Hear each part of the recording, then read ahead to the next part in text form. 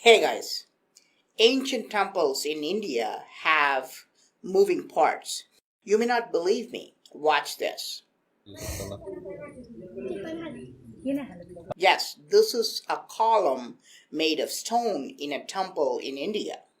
Normally, you will not even think of trying to touch or rotate this stone block, but someone accidentally discovered or rediscovered that it could be rotated.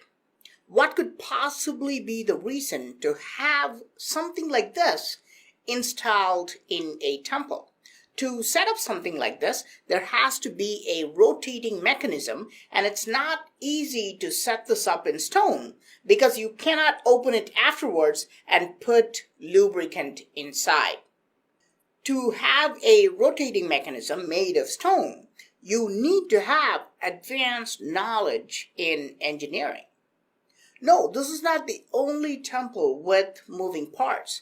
Look at this one.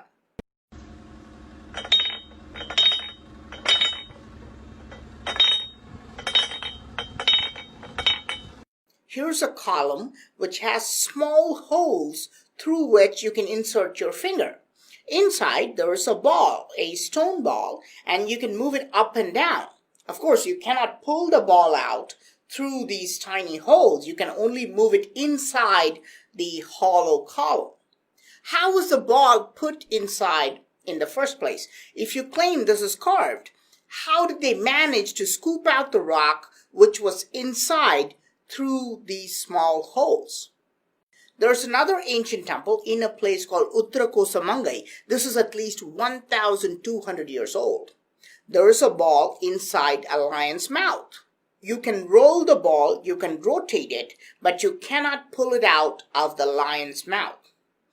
What's more bizarre? The lion is made of solid granite, but the ball inside is made of a type of rock called onyx. So how is this ball put inside the lion's mouth, and why are we not able to pull this ball out? More and more young people are becoming interested in Indian temples, and they're sending me incredible videos to my email. Here's a snake's mouth wide open, and the mouth is held open because Lord Vishnu's conch shell is placed between its upper and lower jaw. But you can rotate this conch. It spins very well, much better than some modern rotating devices. But the real question is, why were these moving parts set up in temples? Some say that if you move these parts in a certain rhythm, in a certain order, or a certain speed, secret chambers can be opened which are hiding in plain sight. Now, what do I mean by this? Let's look at this one. This is a safe box to keep money, and boxes like these were used in India for many centuries. There is a type of safe used by a group called Chettiars. They have mastered the art of safe making. It is so complex, it's uncrackable even today, unless you know which knobs to turn in which order to open the safe.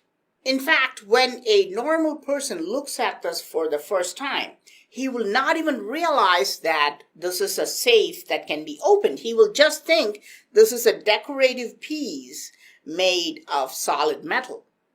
But now, look at this ceiling in an ancient temple in a place called Vetuan Kovil.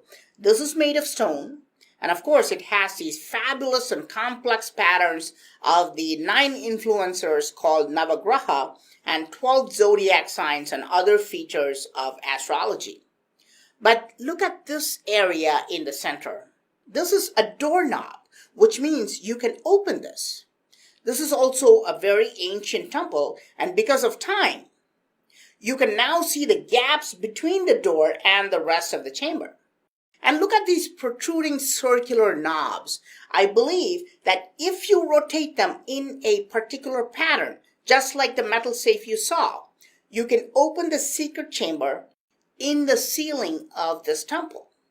I mean, clearly this is a door which leads to something. In ancient Indian temples, there are many mysteries hidden in plain sight.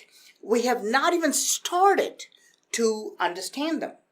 Now, let's look at one of the most iconic megalithic structures in the World Heritage Site of Hampi. This is a gigantic stone chariot standing about 15 feet tall and 10 feet wide and weighs more than 120 tons. It is so awe-inspiring, it's even printed on Indian money. Even by conservative archaeological accounts, it was built at least 500 years ago. But in spite of being very popular among tourists, this chariot remains shrouded in mystery. Google and Wikipedia give blatantly false information. For example, Google calls this a monolithic chariot. If you examine the structure, you realize it's not monolithic at all. It is not made of one stone.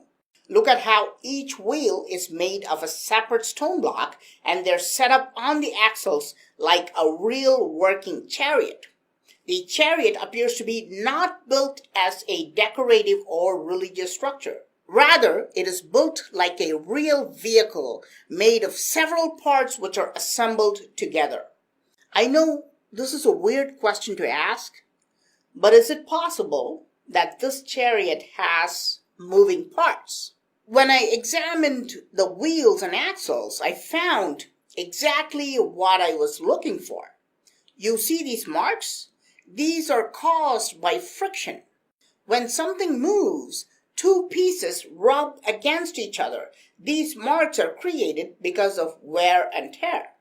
This is clear proof that these wheels rotated. The wheels rubbed against the quote-unquote mud guards, just like what you would find in a modern-day vehicle. But today, we're not able to rotate the wheels. Why? A quick internet search showed me that visitors kept moving the wheels and damaged them in 2011. So the authorities now put concrete at the base of the wheels and made them immovable. But why were the wheels originally designed for rotation? To move the entire 120-ton chariot? No, these wheels cannot handle such a weight. Locals say that every year on a certain date, the main idol of this temple would be placed inside this chariot. And when people rotated the wheels in a certain speed, the dark chamber inside the chariot would brighten up and illuminate the idol. Of course, this sounds like magic, but magic is just another name for advanced technology. Are we talking about a glowing light source here? More specifically, are we talking about an ancient dynamo mechanism? Today, we can spin a wheel and can light up a light bulb. We generate electricity by spinning a wheel. This is a simple electric generator we use even when pedaling a bicycle. Were ancient Indian builders using electricity the same way? Why else would they painstakingly create these rotatable wheels on this giant chariot? The simple answer is they knew how to convert one form of energy into another form. They were converting kinetic energy into electrical power. Could this be why we're able to find so many movable parts in ancient Indian temples? Were they meant to be moved so they could create electricity or some other type of power, which was then used for constructive purposes? But is it possible that ancient builders were not only using human energy, but also wind energy in temples? Of course, this is a crazy idea. All these moving parts I showed you are made of stone, and stones are just too heavy to be moved by wind, right? But see, ancient builders were much more advanced than us. They could make stones movable even by wind. In some Indian temples, you can see these chains moving even with the slightest breeze. But these chains are made of stone. They're not made of metal. Ancient builders have cleverly designed them to be hanging from the ceilings of temples. These chains you're looking at were created more than 700 years ago. But what is the purpose of them?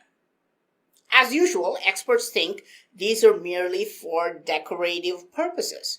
However, others say that once upon a time, small transparent crystals were placed at the end. Look at the holder-like design at the bottom. And if the wind reached a certain speed, these chains would oscillate faster and the crystals would light up like light bulbs. Does this remind you of any technology we use today?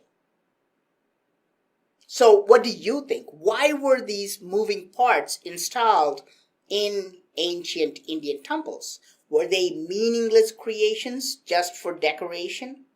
Or were ancient builders harnessing and converting energy? Please let me know your thoughts in the comment section. I am Praveen Mohan. Thanks a lot for watching. Don't forget to subscribe and also click on the bell button to get all the updates. Please give this video a thumbs up and do share it with your friends. And I will talk to you soon. Bye.